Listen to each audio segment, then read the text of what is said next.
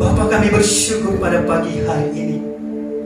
Engkau begitu baik dan sangat baik. Engkau kembali membangunkan kami dari tempat tidur kami, memberikan kami kembali kekuatan untuk melakukan aktivitas kami. Terlebih secara khusus pada pagi hari ini kami bersyukur kalau Tuhan telah menolong kami. Tuhan telah menyertai kami di dalam perjalanan dari rumah kami masing-masing, sehingga kami sampai ke rumah-Mu di tempat ini, sehingga kami bisa memuji, memuliakan nama Tuhan. Kami bisa bersorak-sorai bagi Tuhan.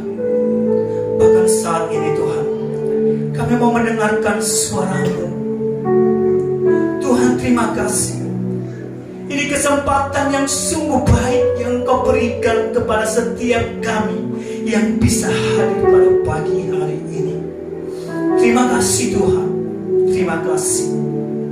Di penghujung tahun 2024 ini Tuhan, minggu yang terakhir di tahun 2024 ini, kami melihat kasih Tuhan, penyertaan Tuhan di dalam hidup kami.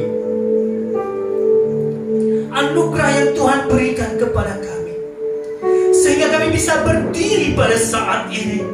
Kami bisa mengangkat tangan kami. Itu semua karena kebesaran Tuhan. Itu karena kasih Tuhan di dalam kehidupan kami.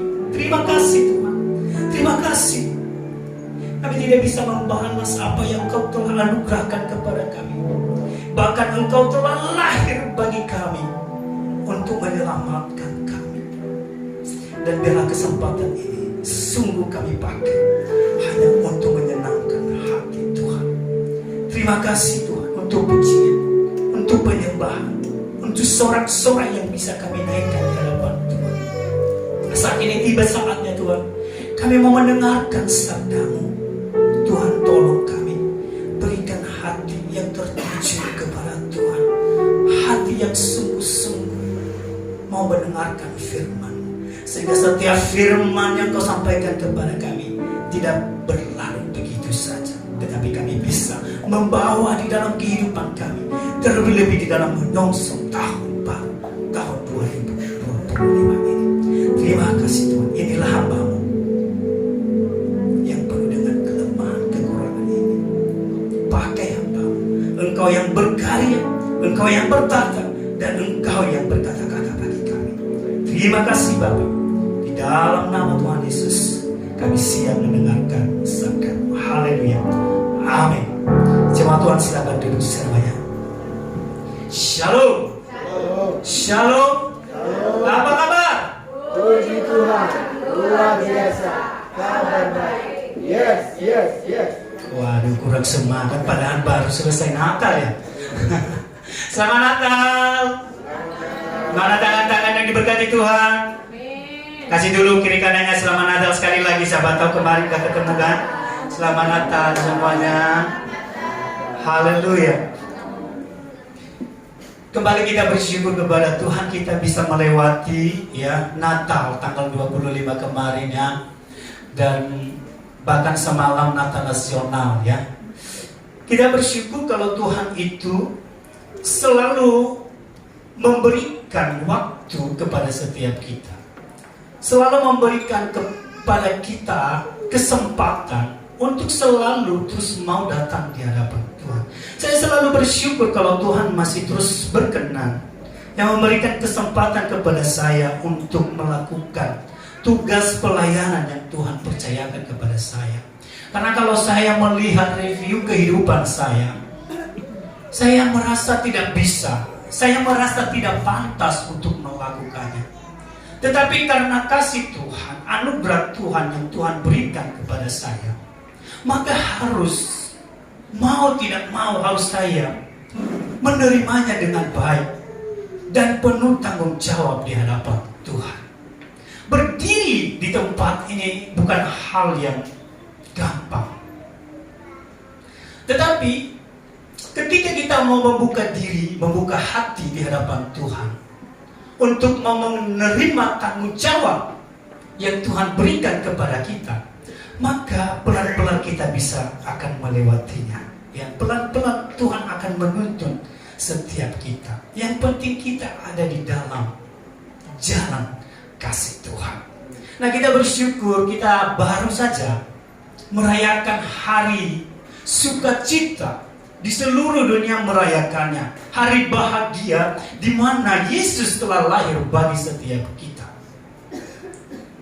Kalau 2024 tahun yang lalu Tuhan Yesus lahir di kandang domba, sekarang dia lahir di mana? Di dalam kehidupan kita. Apakah kita masih mau menempatkan dia lahir di kandang domba, atau lahir di dalam hati, atau di dalam kehidupan kita? Tema kita di Natal, bagi Tuhan tidak ada yang mustahil. Dan memang tidak ada yang mustahil bagi Tuhan. Kalau dia bukan Tuhan, tidak mungkin dia menjadi manusia untuk menyelamatkan kita. Tema Desember kita adalah kasih terbesar. Dan kasih itu adalah Natal yang Tuhan berikan kepada setiap kita. Karena kasih Tuhan yang begitu besar, maka lahirlah Kristus di dalam dunia ini untuk menyelamatkan setiap kita. Sebelum kita jauh untuk merenungkan firman Tuhan, mari kita buka firman Tuhan. Kita akan membaca 3 ayat firman Tuhan yang berbeda pada hari ini. Pertama, sesuai dengan tema yang Desember ini adalah kasih Allah, itu dari Yohanes 3 ayatnya yang ke-16. Kalau boleh tampil di layar, boleh. Ini juga Pak Gembala sudah menyampaikan firman ini di awal Desember ya, tentang kasih. Dia juga membacakan kepada kita.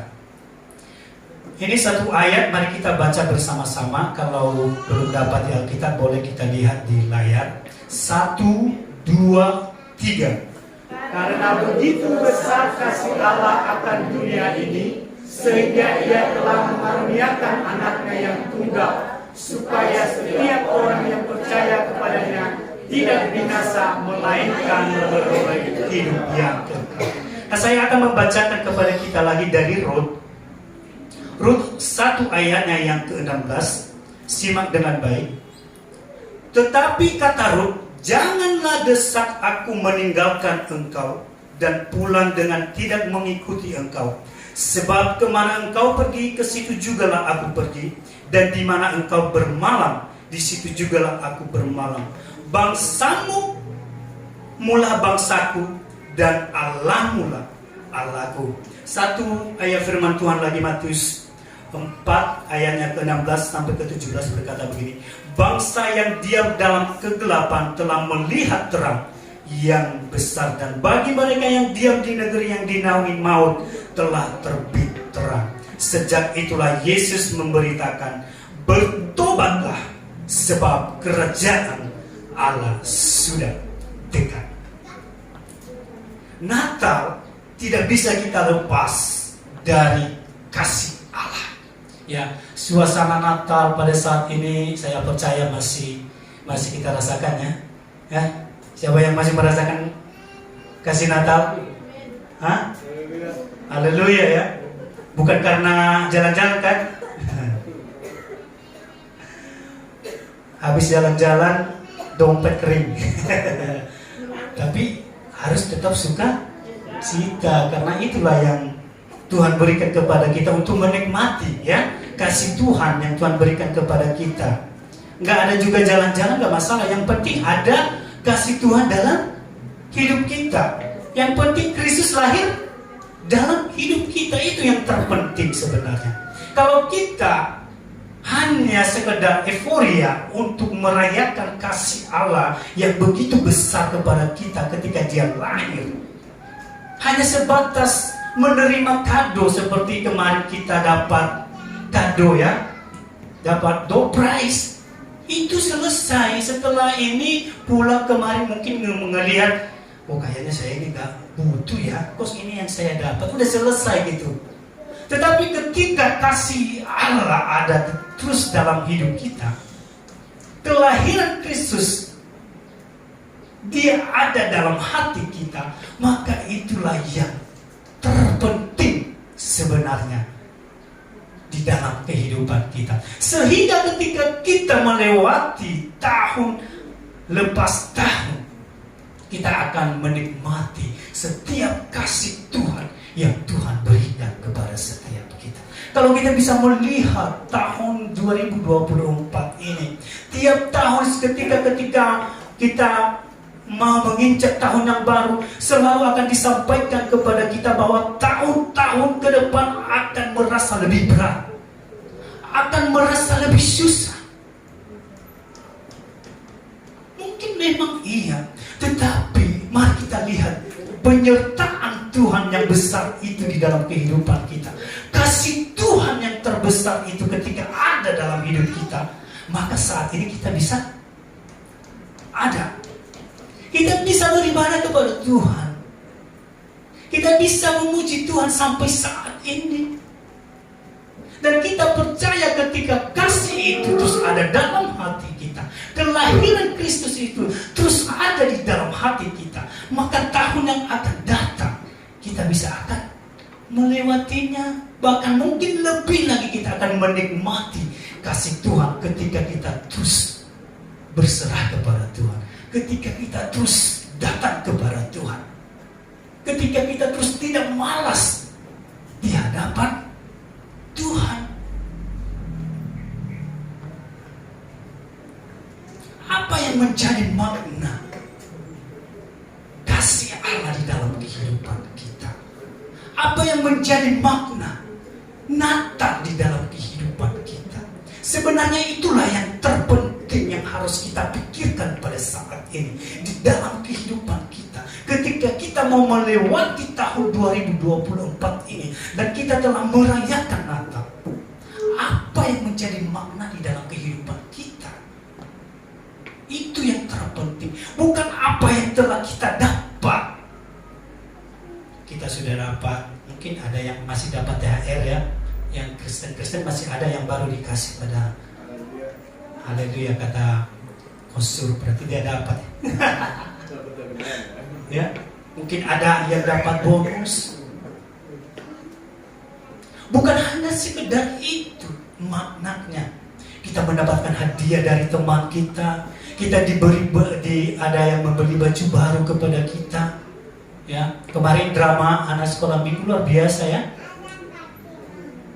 Kita nggak perlu sedih kalau kita dapat hadiah baju baru, karena yang terpenting kita bisa mengikuti Natal, kita bisa merayakan Natal, kita bisa menikmati kasih Tuhan yang besar di dalam kehidupan kita. Itu yang terpenting.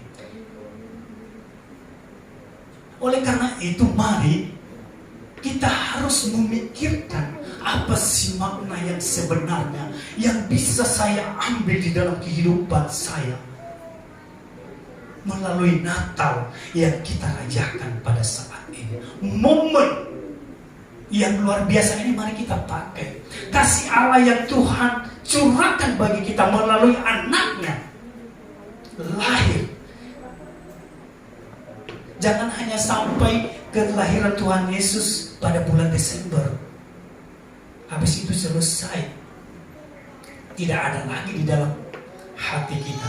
Kita harus membawa, bukan hanya merayakan ulang tahun kita, udah kita ingat hanya pada tanggal tertentu aja. Setelah itu nanti udah selesai, nanti kita rayakan lagi. Tetapi kelahiran Yesus tidak boleh kita lupakan. Kita harus bawa di dalam kehidupan kita hari lepas hari. Kalau kita lupakan kelahiran, berarti kita melupakan kasih Tuhan di dalam kehidupan kita. Hingga nanti sampai lagi kita akan merayakan Paskah, kembali lagi pada Natal, itu akan terus ada dalam kehidupan kita.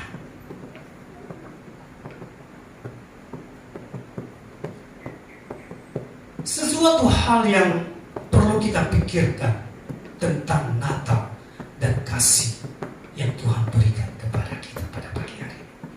Ketika kasih Allah Kristus lahir di hati kita, maka mestinya kita memiliki iman iman yang teguh kepada Kristus. Iman kita harus terus kokoh, tidak gampang goyah. Iman kita harus tetap bisa menahan badai kehidupan, masalah, kecemasan, kekhawatiran yang terjadi dalam kehidupan kita. Itu yang harus ada di dalam kehidupan kita. Kita harus memiliki iman yang teguh di hadapan Tuhan. Persoalan apapun yang kita hadapi, masalah apapun, badai apapun di dalam kehidupan kita, kekhawatiran apapun, kita harus tetap berdiri tegak bahwa saya tetap percaya kepada Kristus. Dia telah lahir bagi saya, Dia telah mati bagi saya, Dia telah bangkit bagi saya, Dia telah menyelamatkan saya. Oleh karena itu kita harus tetap teguh, iman kita tetap teguh di hadapan kita. Iman kita tidak goyah oleh karena hanya kita disakiti. Hati kita, aduh sakitnya di sini, sakit banget. Lalu kita meninggalkan Tuhan. Kita meninggalkan ibadah kita, meninggalkan pelayanan kita, pindah gereja. Ketika kasih Allah Kristus lahir dalam hidup kita, iman kita akan tetap teguh. Kita tidak akan goyah ketika kita disakiti, ketika kita dibenci orang lain. Kita akan tetap, Yesus adalah harapan saya.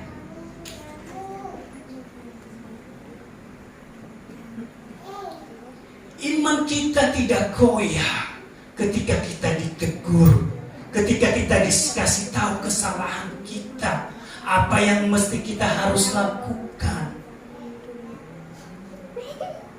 Kadang-kadang kalau anak-anak kita tegur ya, waduh, ngambeknya luar biasa. Apalagi kalau mungkin ya, benar gak ya para cewek-cewek ya, itu kemarin si Hana saya tegur, aduh, ngambeknya susah untuk memperbaikinya.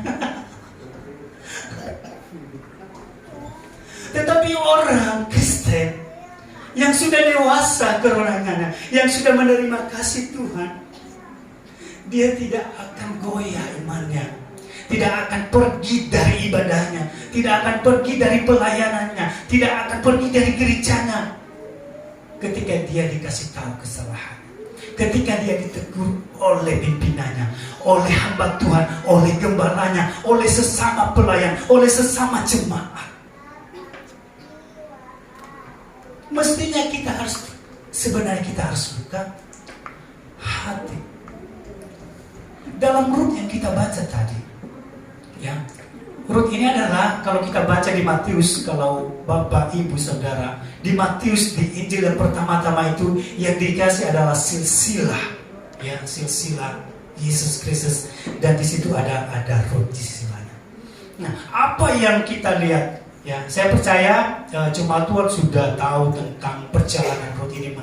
Kenapa mereka bisa pergi dari Israel karena masa-masa kelaparan, sehingga mereka keluar dan dia memiliki 2 anak, ya, dan mereka sudah menikah, dan di luar orang Israel mereka menikah, ya, dan mereka meninggal, bahkan suaminya juga meninggal, ya. Rut ini adalah menantu dari Naomi, ya. Jadi Naomi ini ada 2 anak, sudah menikah, tetapi mereka meninggal. Nah, yang tinggal adalah Rut sama Orpa, 2 menantunya ini. Tetapi karena suami mereka sudah meninggal, maka Naomi berkata kepada mereka bahwa sudahlah, pergilah ke bangsamu sendiri, atau pulanglah kepada orang tuamu, ya, karena tidak ada lagi suamimu, bahkan tidak ada lagi anak yang bisa lagi menjadi suami. Karena pada zaman itu, ya, kalau ada yang meninggal, mungkin suaminya ada adiknya bisa menikah lagi, ya, tapi sudah meninggal, ya, sebelum meninggal nggak boleh, ya. Tapi kita lihat tadi Rut, ya, ketika Naomi berkata kepada mereka, pergilah, pulanglah, ya, ke rumahmu atau ke bangsamu sendiri. Tetapi apa kata Rut di sini, ya? Tetapi kata Rut, janganlah desak aku meninggalkan engkau atau pulang. Ya, saya percepat. Dia bilang di ayat terakhir, karena bangsamulah bangsaku dan Allahmulah Allahku. Artinya, ketika Rut sudah melihat penyertaan Tuhan di dalam kehidupan mereka pada zaman kelaparan di Israel, mereka pergi, Tuhan telah menuntun mereka. Tuhan telah begitu mengasihi mereka. Dan ketika juga Naomi mengasihi menantunya ini, maka mereka bisa merasakan kasih yang diberikan keluarga itu di dalam kehidupan mereka. Artinya ketika Naomi, keluarga Naomi ini sudah merasakan kasih Tuhan, merasakan penyertaan Tuhan di dalam kehidupan mereka, ketika mereka di dalam kesusahan, di dalam kelaparan, di dalam masalah, Tuhan menyertai, Tuhan memimpin mereka. Sehingga ketika Rut melihat bahwa oh iya ya, ini ibu mertua saya ini baik banget kepada saya, mengasihi saya, ya. Dia melihat seperti anaknya sendiri, memperlakukan dengan baik. Nggak mungkin saya mau pulang karena dia begitu baik kepada saya. Ya. Bahkan Allahnya sendiri yang menuntun kami, itu adalah Allah saya juga. Itulah ketika kita sudah menerima kasih Tuhan. Ketika orang lain ada yang menyenggol kita, ya, kita tidak patah semangat, tidak cepat putus asa.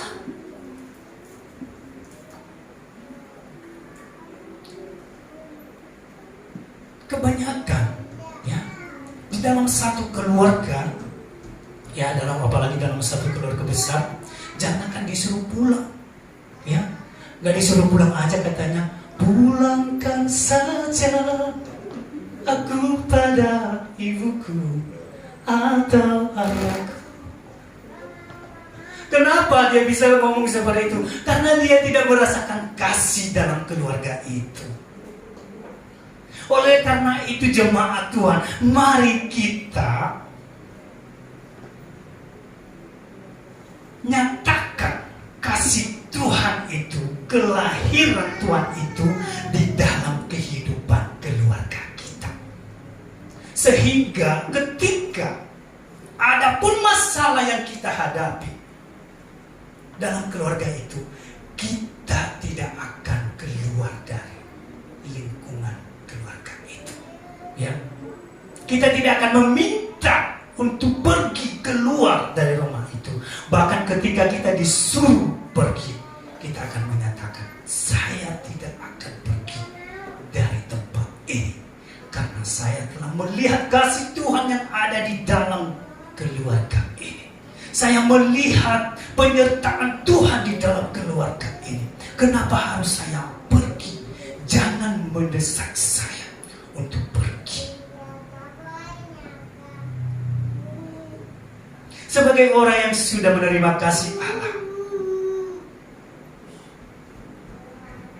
kita mestinya tidak mudah tersinggung satu dengan yang lain.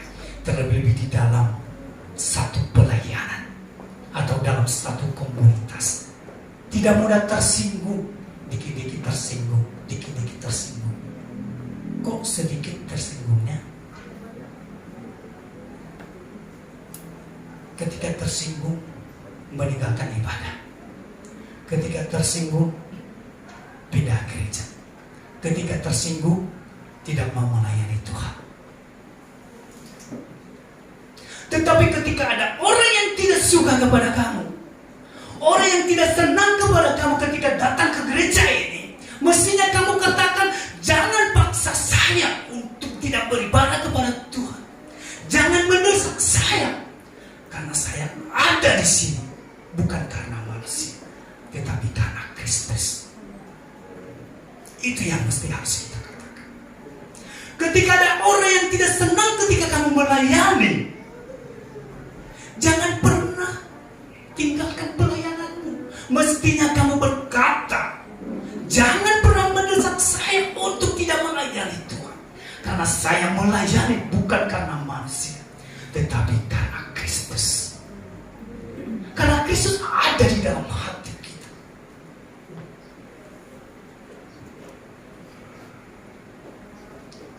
Dalam gereja juga memang tidak ada yang semuanya berjalan dengan baik. Mungkin dalam pelayanan kita ada teguran-teguran. Dalam ibadah kita ada teguran-teguran. Itu hal yang wajar untuk menjadi kita lebih baik. Tetapi jangan sampai kita meninggalkan ibadah kita ketika ada sesuatu yang tidak selaras di dalam pelayanan kita. Atau mungkin kita senang justru kalau kita tidak dikasih jadwal ibadah atau jadwal pelayanan. Puji Tuhan. Haleluya. Apakah begitu?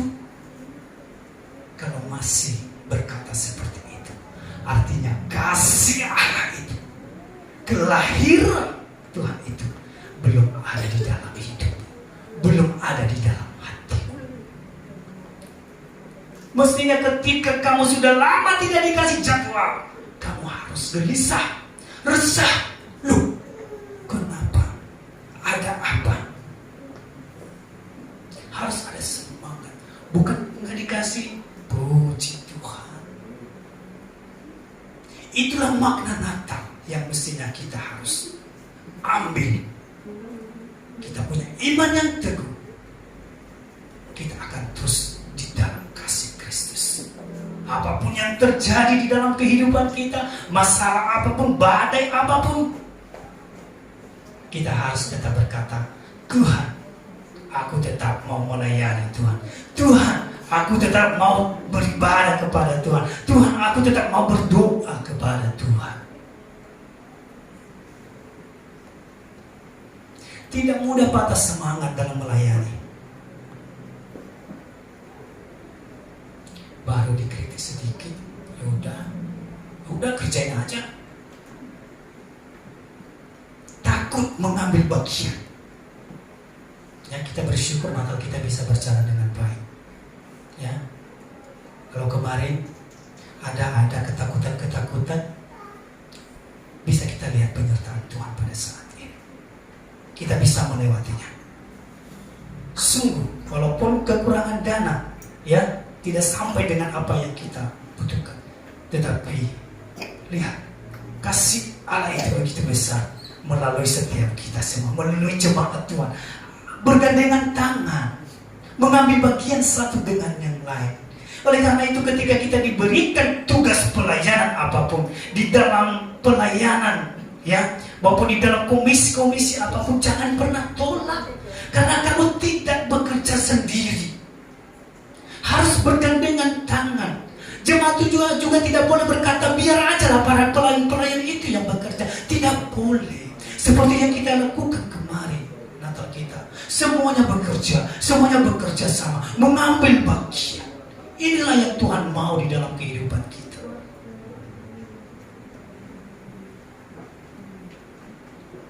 Kita bisa melewatinya.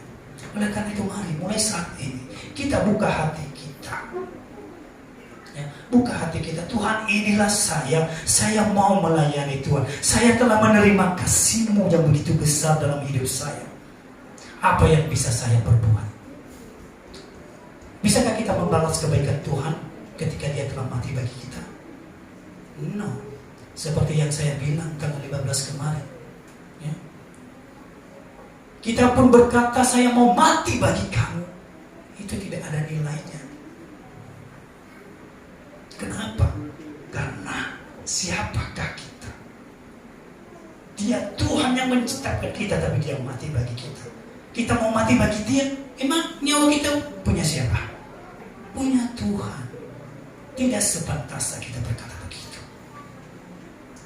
Yang kedua, ketika kasih Allah itu ada dalam hidup kita, ketika kelahiran Tuhan itu ada di dalam kehidupan kita, mestinya kita harus mengalami perubahan hidup atau pertobatan. Ya. Dalam Matius 4 tadi yang kita baca 16 dan 17, dari kegelapan melihat terang. Ketika kita masih berbuat dosa sebelum mengenal Tuhan, ketika kita masih melakukan dosa sebelum lahir Kristus dalam kehidupan kita, mestinya ketika kita menerima kasih Allah itu, maka kita harus meninggalkan semua dosa itu. Kita berubah melakukan yang baik, tidak melakukan lagi yang jahat, yang buruk. Jangan hal-hal yang buruk mendarah daging di dalam kehidupan kita. Hal-hal yang kecil yang kita anggap mungkin itu sepele, lama-kelamaan ketika itu sering kita lakukan, maka itu akan menjadi bumerang dalam kehidupan kita. Kadang kita bilang mungkin itu dosa ini tidak kelihatan kok sama orang, tidak tahu kok mereka.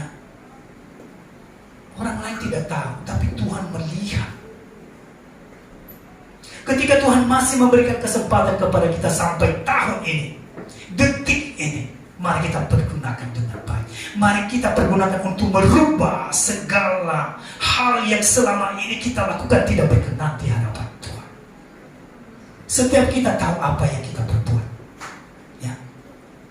Dosa apa, perbuatan apa yang masih saya lakukan yang belum berkenan di hadapan Tuhan. Inilah yang Tuhan mau bagi kita. Melalui Natal ini kita berubah, kita tinggalkan. Jangan lagi kita bawa dosa itu di tahun 2025.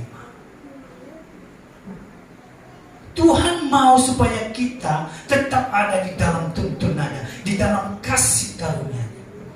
Tetapi kalau kita terus melakukan dosa, melakukan kesalahan, melakukan yang tidak berkenan di hadapan Tuhan, bagaimana Tuhan akan terus menyertai kehidupan kita?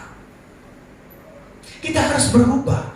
Ketika kasih Allah ada dalam kehidupan kita, ketika Yesus lahir dalam kehidupan kita, lahir di dalam hati kita, maka harus kita berubah di dalam setiap kehidupan kita.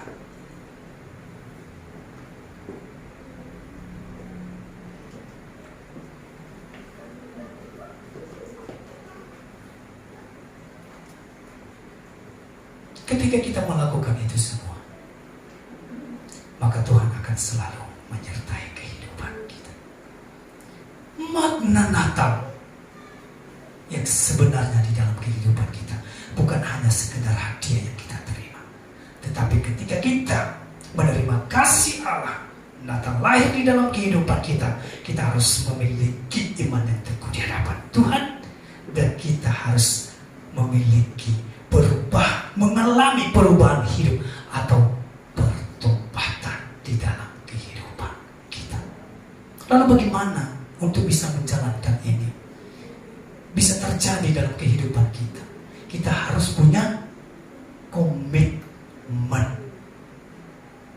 Ada komitmen. Ketika kita berkata, saya akan tetap menyembah Tuhan, saya akan tetap teguh kepada Tuhan, kita harus punya komitmen, punya janji, punya tanggung jawab untuk mewujudkan itu semua. Kita harus taat dengan apa yang Tuhan firmankan kepada kita. Tanpa komitmen kita, itu tidak bisa kita lakukan dalam kehidupan kita. Iman kita itu tidak akan bisa tetap teguh kepada Tuhan kalau kita tidak punya komitmen. Karena kalau tidak punya komitmen, kita disenggol lagi, kita akan keluar. Kita ditegur akan keluar lagi kalau kita tidak punya komitmen.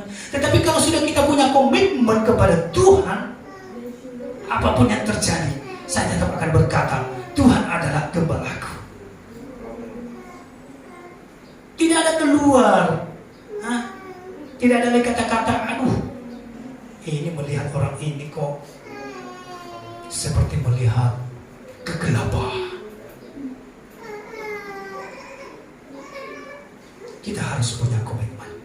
Jadi di dalam Natal ini, di tahun 2024 ini, di minggu yang terakhir ini,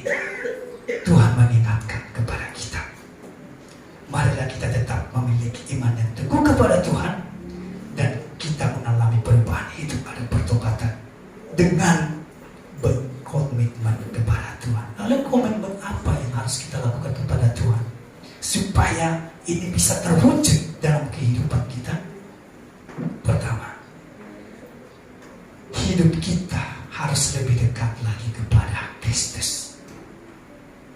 Tidak boleh tidak dekat kepada Tuhan. Kalau kita bilang saya berkomitmen tetap datang kepada Tuhan, tapi kita tidak pernah bersaat teduh kepada Tuhan. Kita harus komitmen rajin, tidak malas untuk beribadah kepada Tuhan. Jangan hanya karena gerimis sudah kita tidak bisa lagi berdiri dari tempat tidur kita, padahal kita mau ibadah. Bagaimana itu dibilang komitmen? Itu hanya komitmen yang mungkin ya. Kita mau beribadah kepada Tuhan 2 jam loh. Dan bisa minggu 2 jam loh. Bantar-bantarnya 2 jam setengah. Kalau perjamuan kudus. Apakah kita tidak bisa memberikan itu kepada Tuhan? Apakah kita tidak bisa berkomitmen kepada Tuhan untuk beribadah kepada Tuhan? Lalu komitmen apa lagi? Kita harus rajin, tidak malas berdoa. Mau tidur aja susah untuk berdoa, bangun susah untuk berdoa, mengucap syukur. Tuhan Yesus, terima kasih untuk nafas hidup yang Engkau kembali berikan kepada kami.